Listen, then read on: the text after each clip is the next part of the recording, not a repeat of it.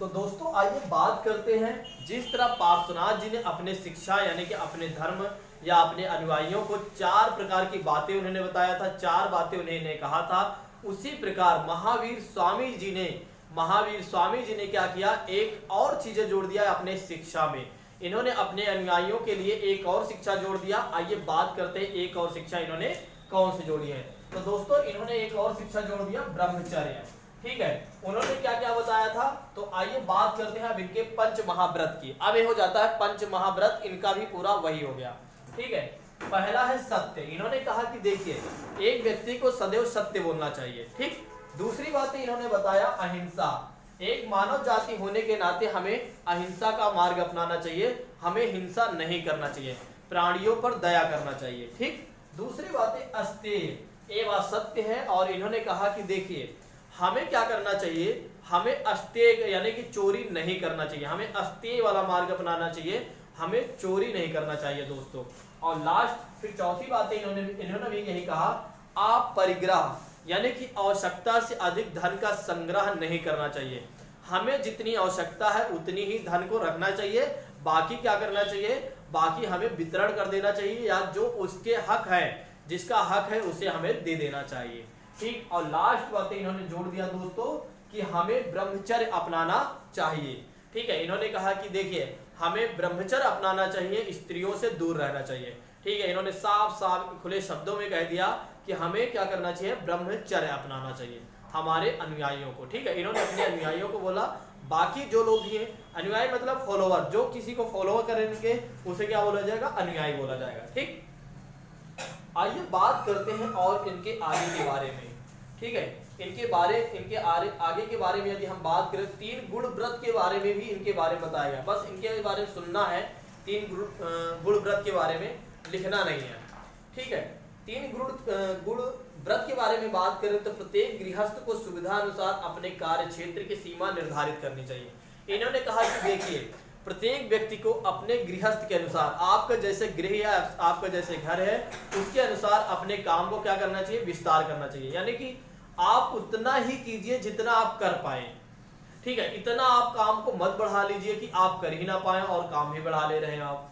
ठीक, दूसरी चीजें इन्होंने कहा कि केवल योग्य और तथा अनुकरणीय कार्य करें। आप वही कार्य को करिए जो आप जानते हैं। ठीक है, आप उस कार्य करिए या उस कार्य को करिए जिसके बारे में आप पहचानते हैं, जिसके बारे में आप योग्य हैं, उस कार्य को आपको करना चाहिए। ठीक है, फिर इन्होंने तीसरा इन्होंने कहा कि भोजन तथा भोग की सीमा निर्धारित करके उसका उल्लंघन ना करें। कई बार क्या होता है, इन्होंने कहा कि देखिए, कई बार क्या होता है, हम क्या करते हैं, अपने भोजन को निर्धारित कर लेते हैं कि हमें 4 रोटी खाना है, इतना चावल खाना है, इतना ये करना है, 2 रोटी खाना, फिर हम क्या करते हैं, उसमें खाना को छोड़ देते हैं। तो इनका मानना है कि देखिए, हमें जितना हमने निर्धारित कर लिया है कि हम इतना ही खाएंगे, तो उतना आप खाइए, भोजन को उल्लंघन मत कीजिए।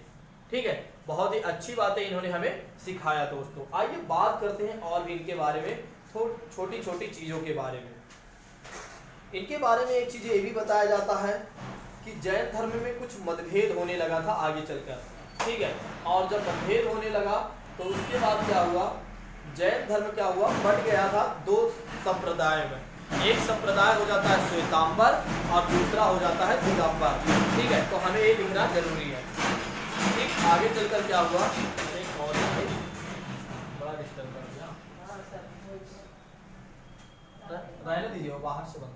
ठीक है, फिर इसके बाद क्या करते हैं, जैन धर्म में क्या हुआ, जैन धर्म के विभिन्न संप्रदाय यानी कि 2 संप्रदायों में बट गया जैन धर्म।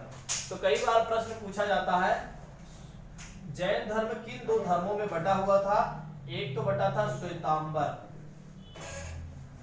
एक बटा था श्वेतांबर और दूसरा बटा था दोस्तों दिगंबर में।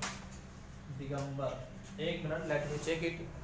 ठीक है, हाँ ठीक है, एक बटा था श्वेतांबर में, दूसरा बटा था दिगंबर में। ठीक है, तो कई बार प्रश्न पूछा जाता है कि श्वेतांबर ये पूछा जाता है जैन धर्म किन 2 धर्मों में बटा था, तो श्वेतांबर और दिगंबर में। क्लियर, उसके बाद आइए बात करते हैं, जैन धर्म में कुछ सभाएं हुई थी, इसके बारे में हमें जानना आवश्यक है। ठीक है, जैन धर्म की सभाएं। ठीक है, जैन धर्म की सभाएं, यहां पर कुछ सभाएं हुई थी, तो जैन धर्म की सभाएं। या जैन सभाएं, आप हेडिंग डाल सकते हो जैन सभाएं। जैन सभाओं की बात करें तो पहली सभा की बात करें, प्रथम सभा, आप हेडिंग डाल लीजिए प्रथम जैन सभा, प्रथम जैन सभा। प्रथम जैन सभा की बात की जाए तो सबसे पहली बात पूछी जाती है कि प्रथम जैन सभा कब हुई थी। तो प्रथम जैन सभा आप 3 पॉइंट आप लिख लीजिए, कहां यानी कि समय, फिर स्थान, और उसके बाद इसका अध्यक्ष कौन था, इसका अध्यक्ष कौन था दोस्तों। ठीक है, समय की बात करें तो ये 4th शताब्दी ईसा पूर्व में हुई थी। कब हुई थी? 4th शताब्दी ईसा पूर्व में हुई थी पहली जैन सभा। 4th शताब्दी ईसा पूर्व में पहली सभा हुई। ठीक है, पहली सभा का हुई 4th ईसा शताब्दी। फिर उसके बाद स्थान की बात करें तो पाटलिपुत्र में। कहां? पाटलिपुत्र में हुआ था। स्थान का मतलब पाटलिपुत्र, कहां पर हुआ था? पाटलिपुत्र दोस्तों। फिर उसके बाद अध्यक्ष कौन थे? स्थूलभद्र। यहाँ के अध्यक्ष कौन थे? स्थूलभद्र दोस्तों, यहाँ के अध्यक्ष कौन थे? स्थूलभद्र। ठीक, तो पहली चीज हमने देखा कि जैन धर्म की प्रथम जैन सभा, इसको आप याद रखेंगे, बिल्कुल भी आप भूलेंगे नहीं, मजाक में नहीं लेना इसको, क्योंकि यहाँ से प्रश्न पूछे जाते हैं। ठीक है, प्रथम जैन सभा की बात करें तो कब हुई थी? 4th शताब्दी ईसा पूर्व में। स्थान पाटलिपुत्र में, अध्यक्ष स्थूलभद्र थे। ठीक, आइए बात करते हैं द्वितीय जैन सभा। द्वितीय जैन सभा की बात करते हैं, आइए बात करते हैं द्वितीय जैन सभा दोस्तों। ठीक है, द्वितीय जैन सभा कौन सी? द्वितीय जैन सभा, तो आप लोग उस तरह लिख सकते हैं। द्वितीय जैन सभा की बात करें तो द्वितीय जैन सभा हुआ था 513 या 526 ईसा पूर्व में। 513 या 526 ईसा पूर्व में दोस्तों। ठीक, फिर उसके बाद इसके स्थान या कहां पर हुआ था? वल्लभी में हुआ था। कहां पर हुआ था? वल्लभी में। ठीक है, कहां पर हुआ था? वल्लभी में हुआ था।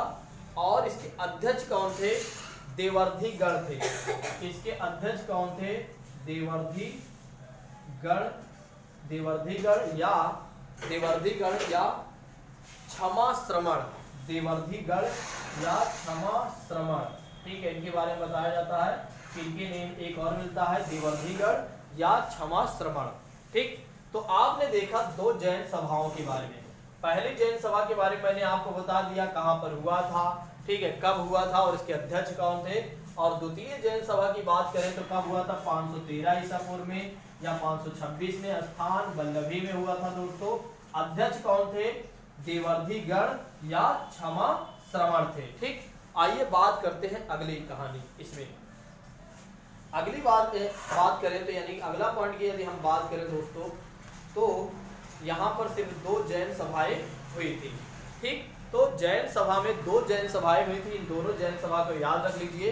और इसके बारे में यानी कि अब हम जानेंगे अगले क्लास में हम जो छोटी मोटी चीजें बची हुई हैं उनके बारे में आइए देख लेते हैं।